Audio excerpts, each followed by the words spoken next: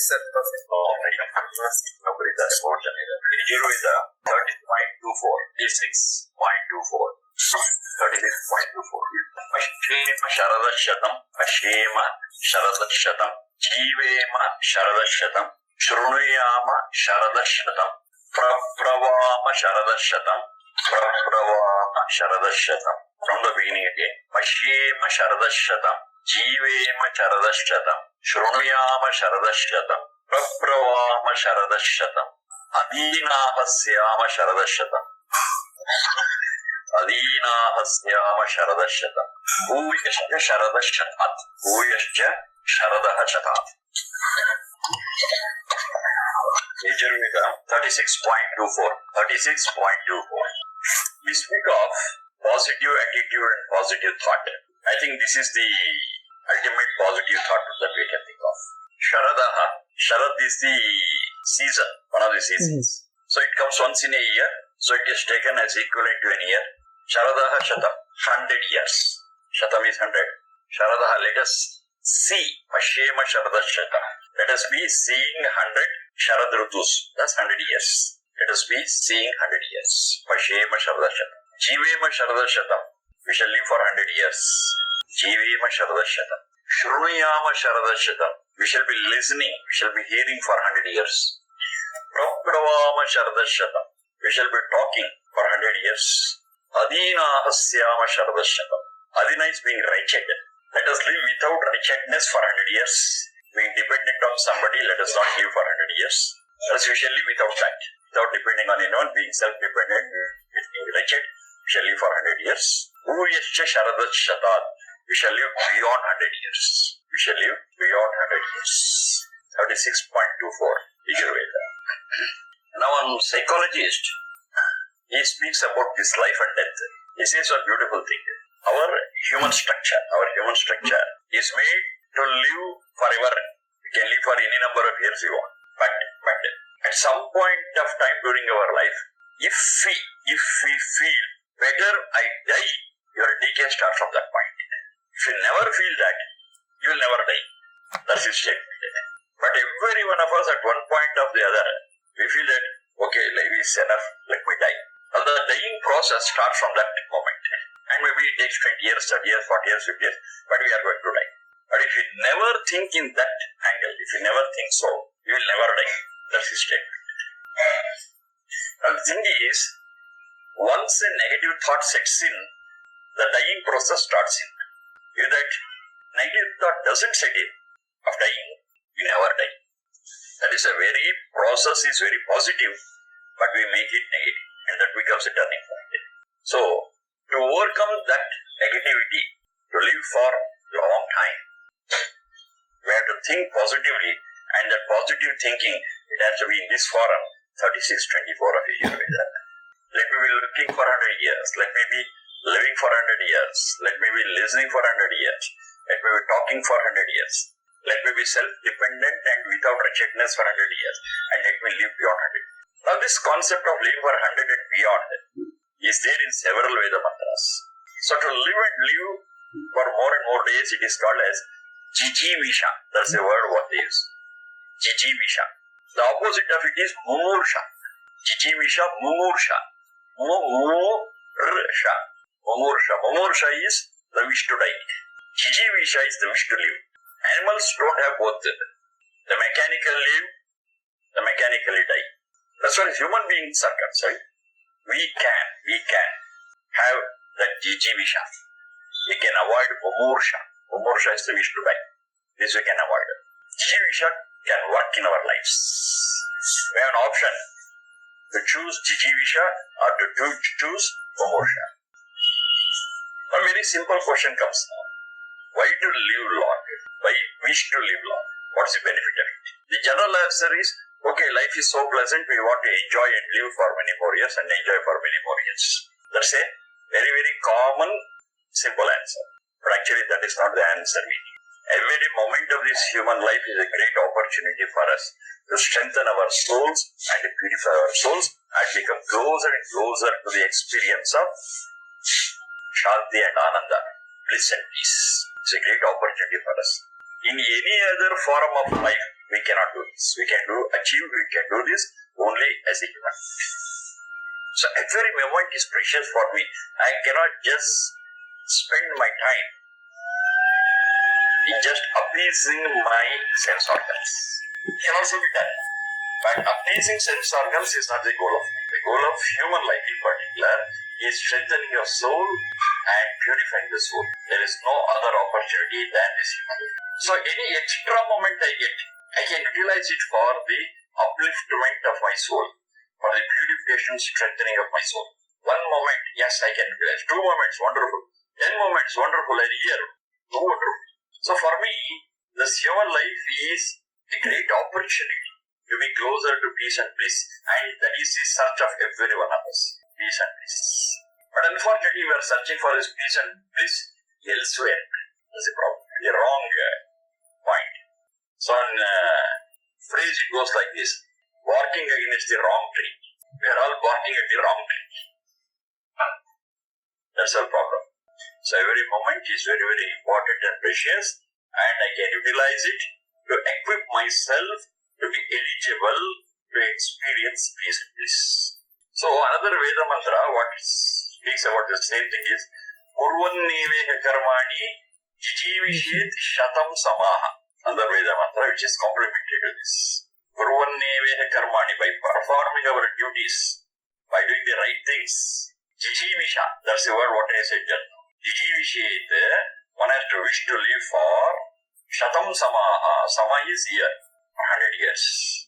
To make my soul purer and stronger, every moment is an opportunity for me. I cannot miss it.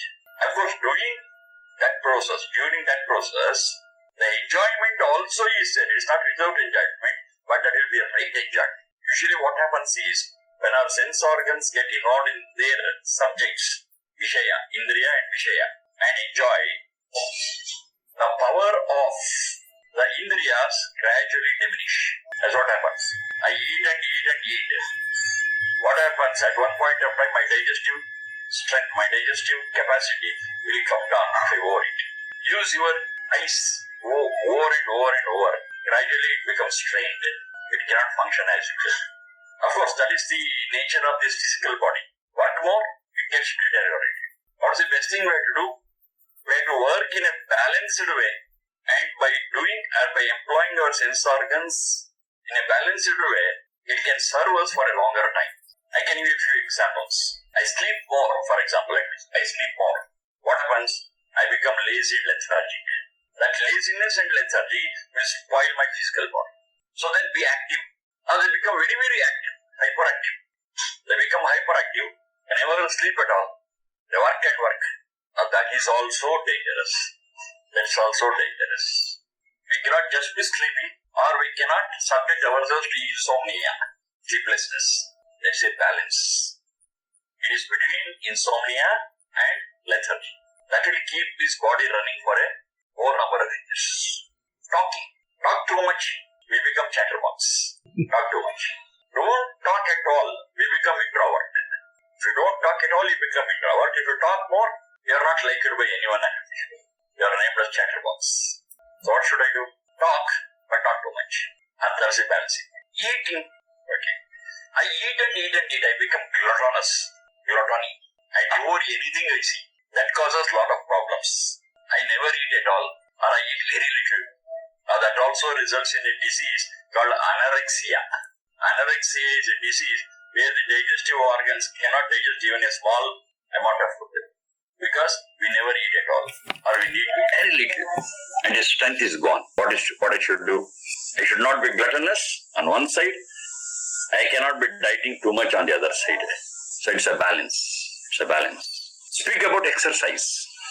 If I don't exercise at all, I become lazy, inactive, dull. If I exercise too much, that also results in disease, because I'm straining my whole physical body, and I will be the target for heart problems, nervous problems, muscular problems, by over-exercise. This you observe. There are many bodybuilders. Yes, that have built their body wonderfully well, but they do have such problems very early in their life. That's like any problem. What I should do? I should exercise, not too much. It's a balancing point. Everywhere we see this. In every walk of life, in every action of ours, balance is what is required. If the balance is not there, we are gone. We get into a problem on the negative side, we also get a problem on the positive side also, if you overdo it. So what does Krishna say in Gita? Samatvam yoga uchyate. Yoga is finding out this balancing point and leading our life on that balanced path. Samatva.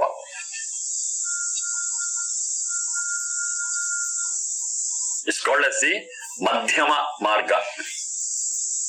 The balanced path is also called as Madhyama Marga. Neither this way nor that way. Now what happens is, when you work on this, when you lead our life on this balancing point, the whole instrument of ours, the Sharira and the Manas, will give us the service for a longer time. So that longer time means addition of more and more minutes and seconds and hours and days. And that's wonderful. I get more and more time to equip myself, to strengthen my soul, to purify my soul. I get little more time.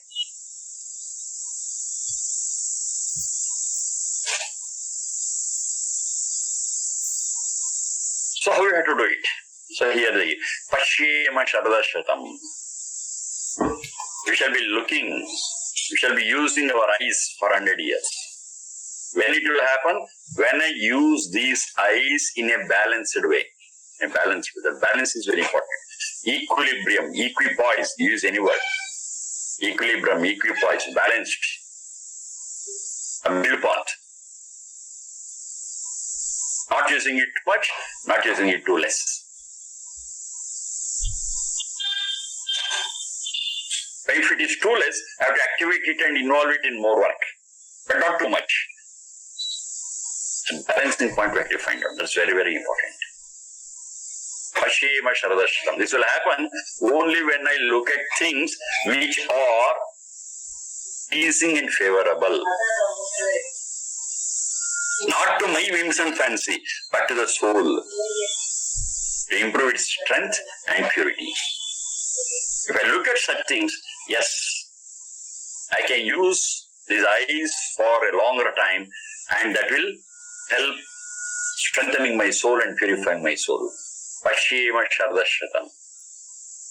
For 100 years, I shall be looking at only such things which will contribute to the strength and purity of the soul. And anything what I can see. Of course, with these eyes I can see anything. But I put a framework to it. I subject it to certain conditions so that it will serve me for a longer time, say 100 years. Jivema Sharadashatam. Let me live for 100 years. It's not just a wish. The wish should be supported by our action. Of course, that's our goal, to live for 100 years. But just my will or just my sankalpa will not help me. That will or the determination should be converted into action. I have to practice such things which will add seconds and minutes and days to my life and not live as I like. What is happening here around us, if you see, yes, we are all living according to our whims and fancies, likes and dislikes, without considering what the effect will be on our longevity.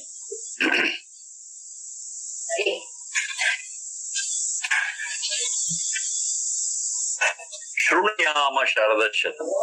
We shall hear, listen for 100 years. Anything? No, not anything. I have to be choosy.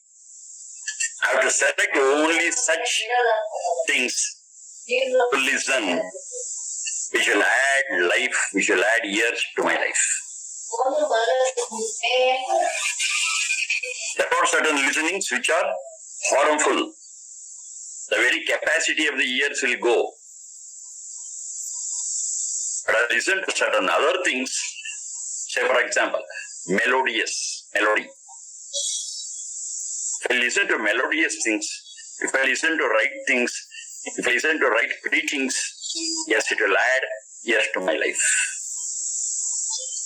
without any discrimination, start listening to anything, melodious or otherwise, the strength of the organs will get lost.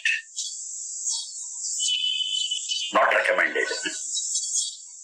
Because my wish is Shruniyama Sharadashatam. That is melodious, that which is adding years to my life. I shall listen to only such things, and I am very discriminative about it.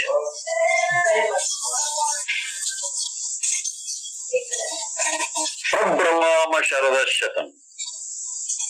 Let me be talking for 100 years. Talk what? It's not talking anything that comes to my mind. Because start talking anything that comes to my mind, I am in a problem. Talk rightly, talk righteously, talk patiently, talk in such a way that it adds years of my life and the listener too. So talking also is subject to terms and conditions. A balanced way should be there.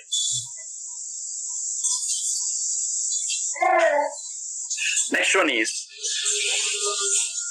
Adinaha Syama Sharadashatam. We see some people, they live for 80 years, 90 years, 100 years. But their life will be totally dependent on other people. They cannot stand up on their own. They cannot eat on their own. They cannot walk on their own. They will be subject to so many diseases. But still they live. So they suffer every moment because of those diseases and problems. And they need someone to take care of them. You have to eat food, somebody should be there. They have to attend to them and see that they eat. Somebody has to attend to them, to make them bath, to make them stand, to make them walk. It's totally a dependent life. Now living for 100 years or more in this dependent condition, I cannot do anything for the strengthening of soul and purifying of the soul. Only when I am totally independent, yes, I can employ this instrument Shari Indra Manas in such deeds which contributes to the strengthening of the soul and the purity of the soul. This is what we call it as wretched life. Wretched life.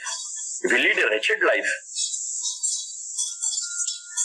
very leading life itself will become a big problem, and I cannot work on strengthening my soul or purity of the soul. So, Adinaha Syama Sharadashatam. I should be independent, even if I am 80, 90, 100.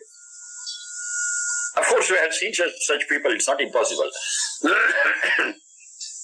have seen even centenarians who have lived beyond 100 years, and still they are active, still they are capable of leading their lives on their own, without anybody's attendance. It's possible, it's not impossible. So let us lead such a life. The last question, is 100 years sufficient? I've been seeing Sharadashatam for 100 years, and finally the answer is not necessarily 100, it's just a benchmark, just a milestone. We shall live even beyond it.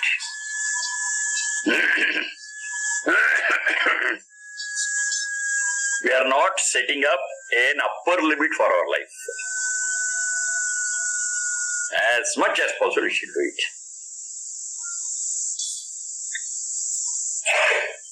So this is the attitude you should have. And some people will ask, you do anything, one day you are going to die. What is it? You do all things. You listen to good things, you talk good things, you see good things, you do everything good and lead your life in such a pious way. Then what's your end? You are going to die. You lose before death. A person doesn't do all these things. They just live according to their whims and fancies. What will happen to them?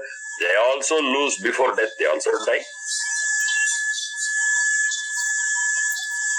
Now, does it make any great difference? They also die, you also die. Now, the answer is very, very clear and simple. It says, okay, Every one of us will die. Agreed. Nobody can win over death. Fine. We are all losers before death. Excellent. But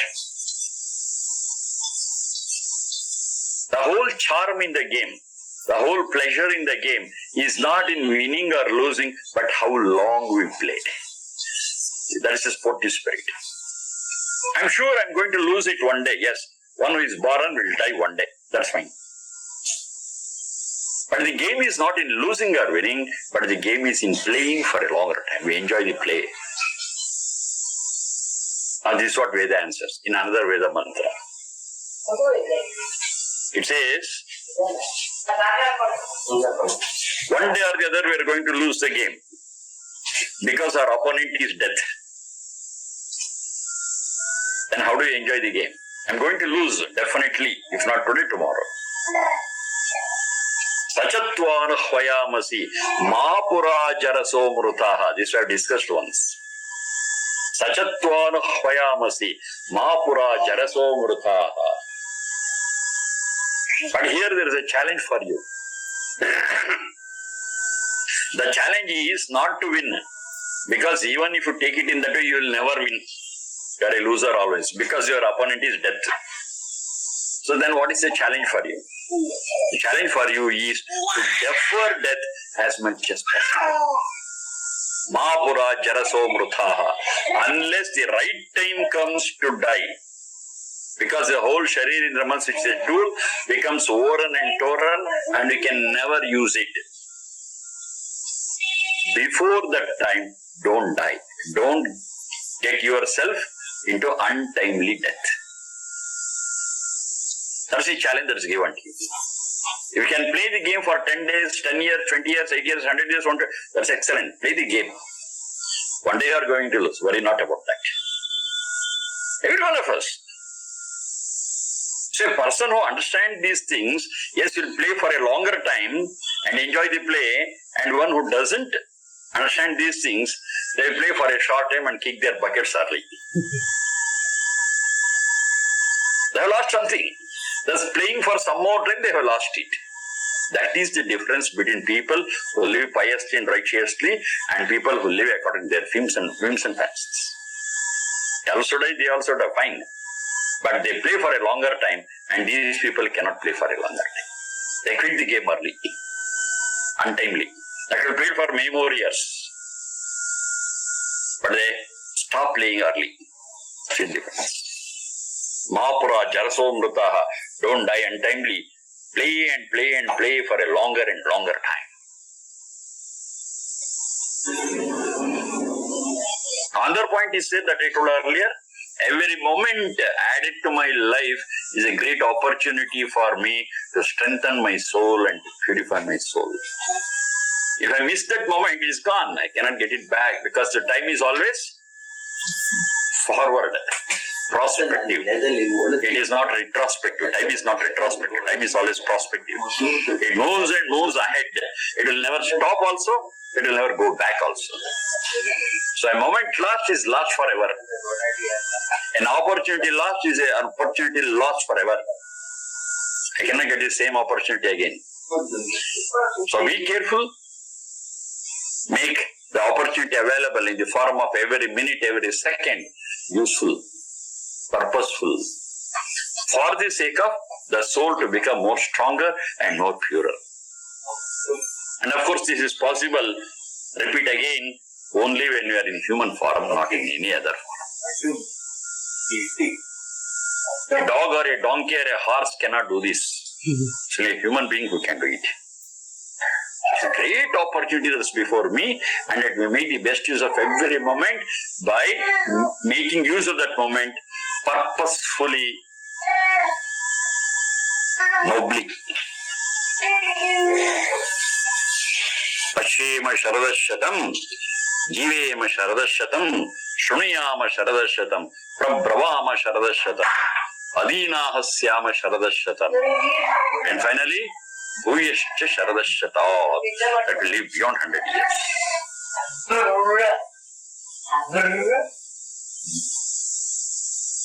So this thought, this positive thought, when it gets into it, it gets percolated into my life. Yes, my life will be wonderful, beautiful. So to make our lives wonderful and beautiful is in our own hands, is in our own thoughts. We can make it. It's very much under our control. How much we do it, it depends upon our seriousness. It depends upon our earnestness. More earnest we are, we can do it well. More casual we are, even if we are at it, we will not be able to achieve something good. So everything is under our control only. So that is what this Veda mantra tells us and prompts us, inspires us, motivates us to lead a better life for a longer time and make that opportunity for becoming ourselves stronger and purer to experience bliss and peace, which is our ultimate search. Namaste. ಒಂದು lecture ತಗೊಂಡಿದ್ದಾರೆ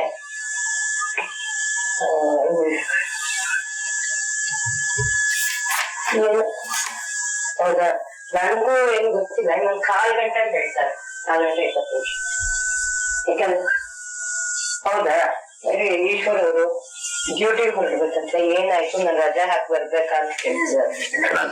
ಬೇಡವಂತೆ ನೀವು ಬರೋದು, ಅಷ್ಟೇ ಹೇಳ್ಬೇಕು.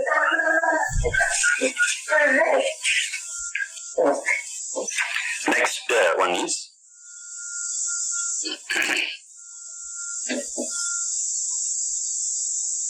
Pita no Asi. Pita no Asi. And a student becomes Pita Naha Asi. Pita Naha Asi. Pita no Bodhi. Pita no Asi. Pita no Bodhi.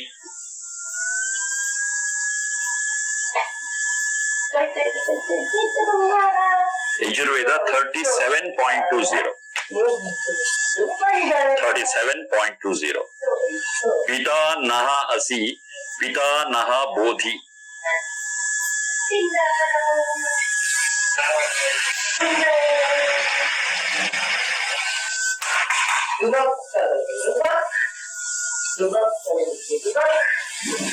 You're our Pita.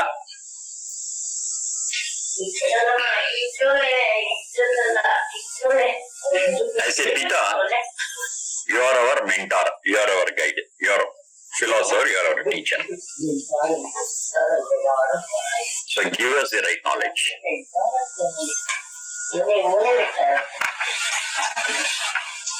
That is the meaning on the face of it.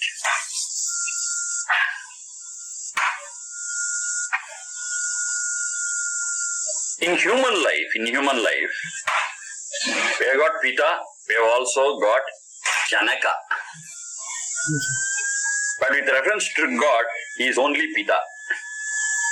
He is never a Janaka. What do I mean by that?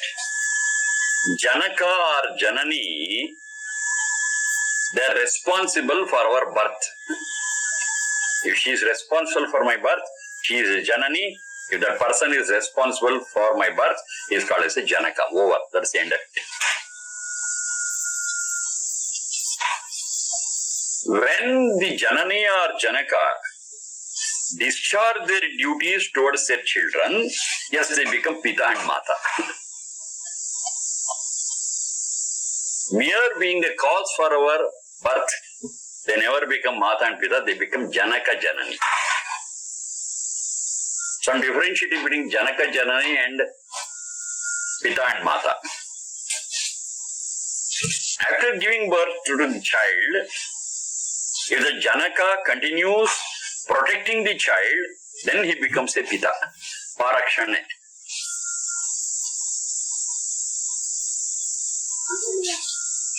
Now Janani becomes a Mata when she takes upon her the task of developing the character of the child, the personality of the child. Of course, that is the responsibility of every Janani. But many people shirk from their duties. They just become cause of their children and just throw them on streets. They never care for them. They never take care of them.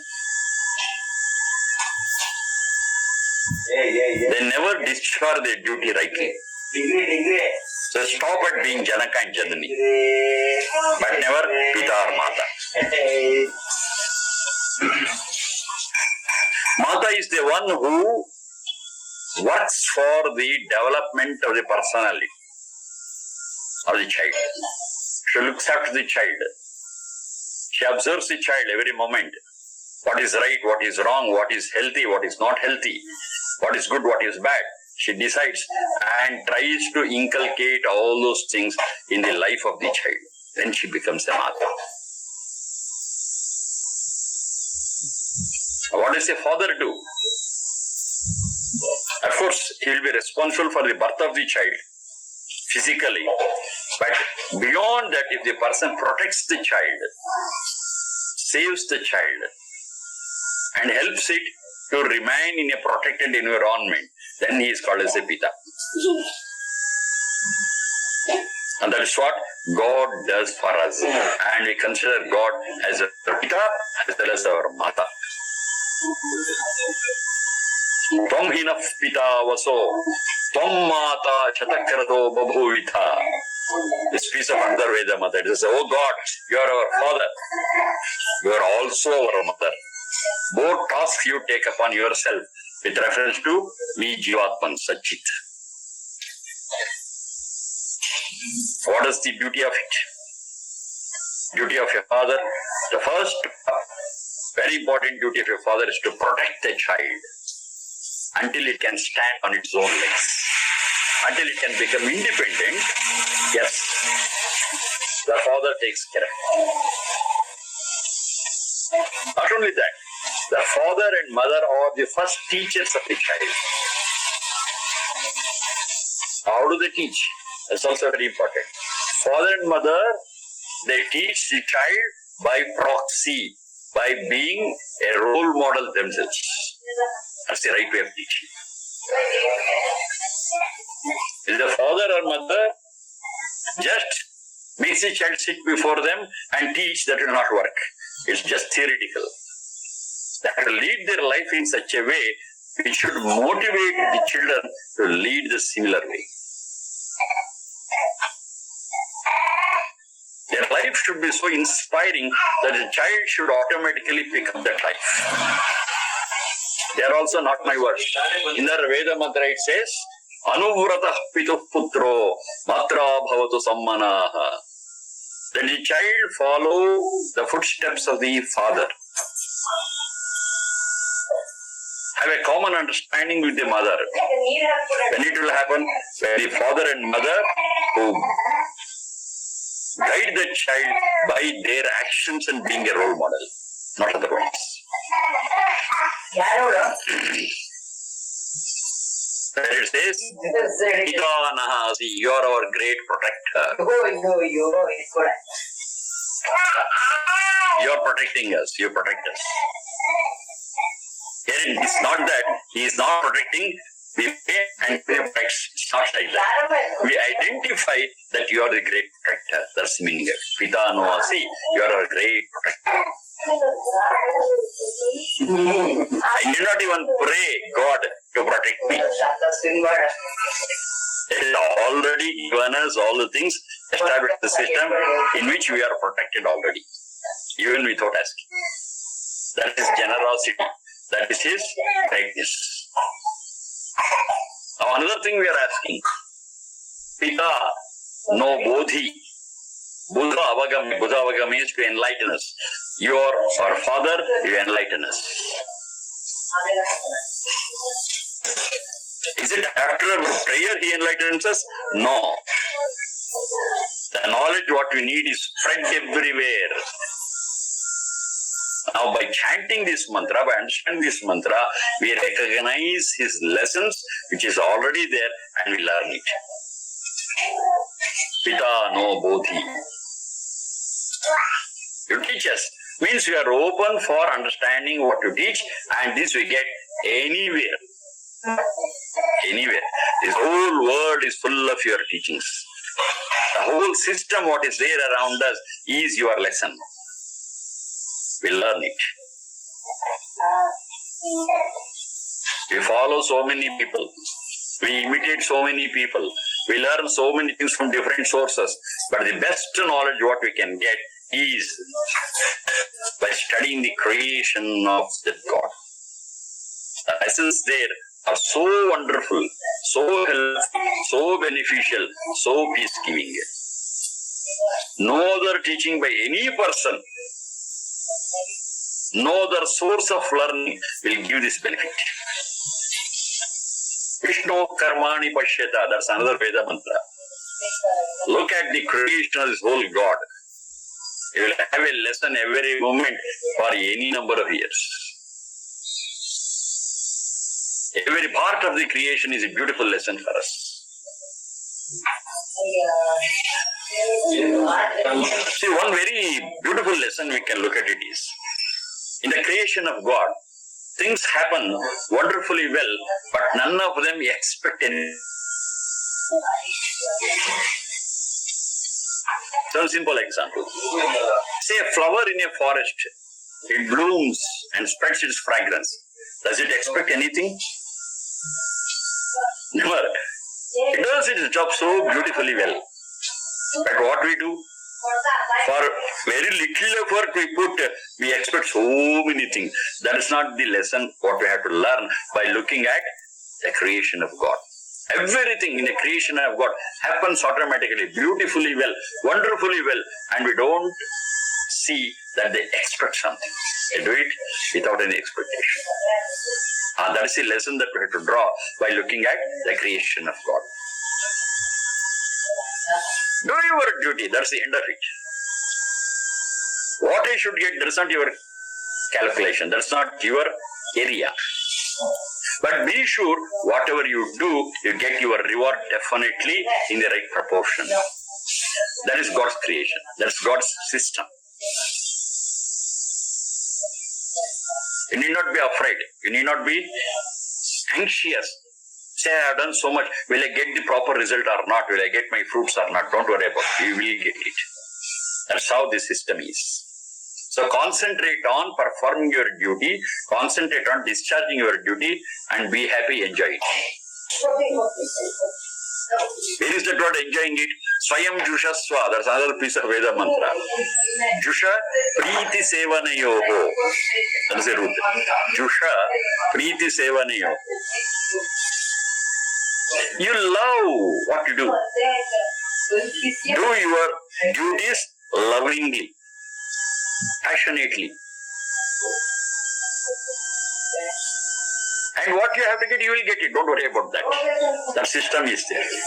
You do rightly, you get your fruits, your rewards. You do it wrongly, you get your punishment also equally. Definitely. Don't worry about it. Concentrate on doing things better and better, doing things in a good way. That is the lesson what we draw. Pita no bodhi. Oh God, you are like our Father and you teach us these things. We open up ourselves for your teachings, not teachings from any other source. Even if we get some other source also, we shall be careful that the lessons we draw from other source matches your teaching. If it doesn't match, we are gone. We are misled. We do have human guides, we do have human teachers also. Now those teachers and guides are the best who teach in accordance with the teachings of the God. We are saved. We are safe. But we get our teachings and guidelines from a source which is not in accordance with the teachings of Satyanda or the teachings of God in the form of Vedas, then we are misled. Why? Very simple. The Vedic teachings never discriminate. It loves everyone. Whereas the teachings from other sources, they differentiate. They say you are eligible, you are not eligible, it's for you, it's not for them.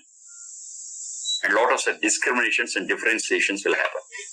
Now that will be the cause of so many disturbances in human society. And God's teaching never gives an opportunity for such. He says all are eligible. How much you learn is up to you. I never discriminate. On the basis of caste, creed, race, nationality, gender, nothing. No discrimination. My teachings are for all. Janebhya, that we have seen. Ete mam vacham kalyanim avadani janebhya. My teachings are for all. If you want, you can take it, otherwise you can leave it. How much you want to take, it's up to you. I never restrict. These are the teachings of God. A human teacher may not do it in this fashion. Or he will have so many conditions. Okay, I will teach you for so many hours, give me so much fees. But God never asks us any fees. He says it's free for all of you. It's the purest I can give to all of you. In abundance I will give you. You see? They are gifts of God. In abundance, pure, free. No human teacher can give things in such a way. So those teachings, even if human beings are giving, or fellow beings are giving, if it is in accordance with the Vedic thoughts, fine, excellent. That will take us somewhere, that will take us towards the goal. That will help us live for a longer time. That gives us the right knowledge. If we miss it, we are gone. And that's what is happening. The guides and teachers, they are teaching within their limitations. And they say that is the best thing. And they are all misguided. We are not guided by human values, but we are guided by the limitations of our teachers and mentors. That's the problem. The real teacher, the real mentor, the real guide should understand their limitations and say, I have got a limited knowledge. The highest and best knowledge you can get is from the very God. He is our teacher. Pitano Bodhi. He is like our father. He gives us all the teachings. He guides us as though a father does it with love and affection. The same love and affection is there for God towards every living being, in particular every human being. There's teachings for all. Don't differentiate. Get what best you can. And lead a humanitarian life. Practice human values and be happy and let others be also happy. The very purpose of life will be achieved with that. How do you get it? Pitano Bodhi. When you identify that the source of knowledge from this God, who is like our father, is the best. And this Veda Mantra reminds us about that. Pitano Bodhi. You will be the ultimate source of knowledge for us. You are our protector. And you protect us through your teachings. It's not just theoretical. When I listen to your teachings and practice it, yes, I am really protected. And you are protecting us like our father. Pitano Asi, Pitana Bodhi. This is from Yajurveda and it is 37.20.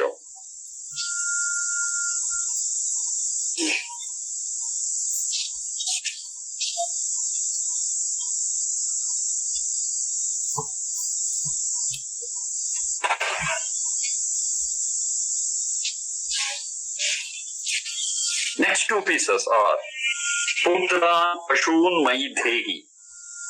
Putran Pashun Maidhehi.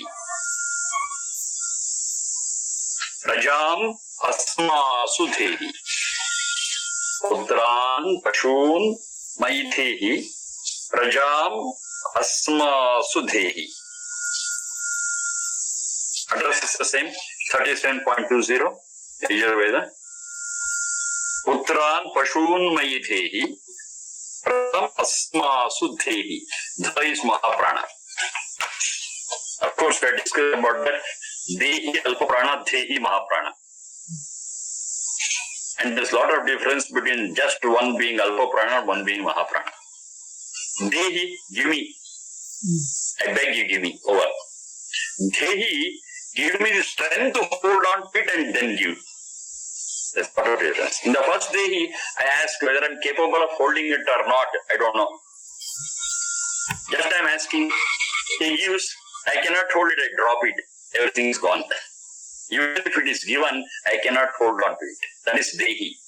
And I said, Dehi, I pray for the strength to hold on to it first, then you give me. So whatever you give, I will definitely hold on to it, and it will not slip from my hands. That is Dehi. That's what is there here.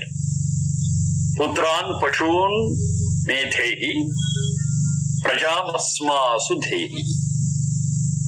And I say, there is that gender discrimination, Putri is not there. It's not like that. Putra includes Putri, Putri includes Putra. It's a Vedic grammar. Where you can include them, it is inclusive. Are getting good children? It includes Putra and Putri. Take it. Both are included in that. Pashu. Pashu is the domestic animals. Domestic animals too are part of our life.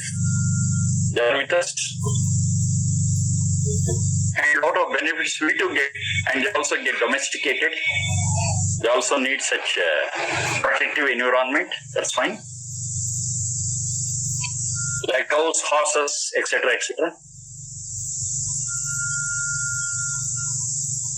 We rear them not for food. I make it very clear. We rear them for their dung and duty, which is a beautiful input for our agriculture and farming. They live with us. And maybe we get so many other benefits also. Maybe milk. Maybe we use horses for traveling some distances. We rear them. Maybe sheep for their wool. Because there are so many terms and conditions for using them. So they are all domestic animals for our coexistence. Pashun Dehi. Give us animal wealth. Give us good progeny. Prajam Asma Sudhehi. So it is concentrating on Praja. It's not just children we want, but we want Sat Santana. Sat Santana is pious and noble children. It's not just children. The first part is just children. The second part is specific what their quality should be. They should be right and noble children, not just some children. Ja is one which has taken Jani Pradurbhave. Praja is one which has taken birth in a noble way. It's a noble progeny. That is Praja. Now that's our prayer. Even during Vivaha Samskara, during wedding, you speak of Saptapadi, the 7 steps you take. The 5th step speaks about the Prajabhyaha Panchapati Bhava. We shall come together, we shall lead a family life so that we beget righteous children. And righteousness is there in that word, Praja. It's not just a job. It's not just getting children, but getting right and pious and noble children. Worthy children. So God, let me have that. Let us have that in our life. That's our children, that's our noble children, that's our pious children, and also the animal wealth we shall have. That makes our life beautiful, comfortable, peaceful, harmonious. 37 and 20.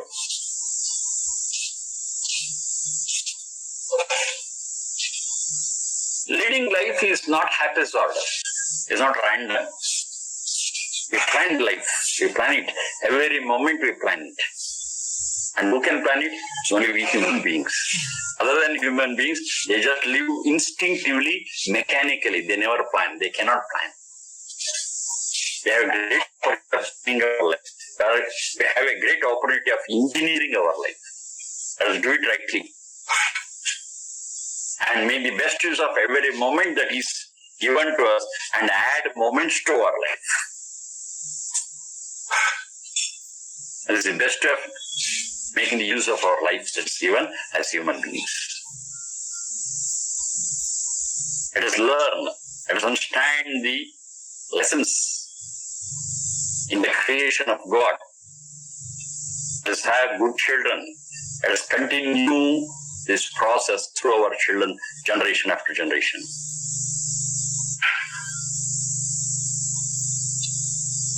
So finally, what to understand here is, we are taking life very seriously. At the same time, in a sportive spirit, there is a balance. We are not taking life too seriously or too casually. We are taking life seriously with a sportive spirit. There is a balancing point. And maybe this is this human life what we have got. For ourselves, that's for the purification, strengthening of our souls. At the same time, the other souls will live along with us. Fellow beings. Fellow beings includes not just human beings, all creatures also. Fellow creatures. This harmonious living makes our life beautiful, makes our life enjoyable, makes our life very positive, kicking and enjoying. That is the real enjoyment. Mere falling a prey to our sensual pleasures is not enjoyment at all. Because we are too selfish and we don't have a balance there, and finally the capacity of all our Sharirindra Manas will get overrun into. Here also it happens, but here it happens very slowly and our life will get extended by many more years. And every moment is a boon for me to achieve the purpose of my human life.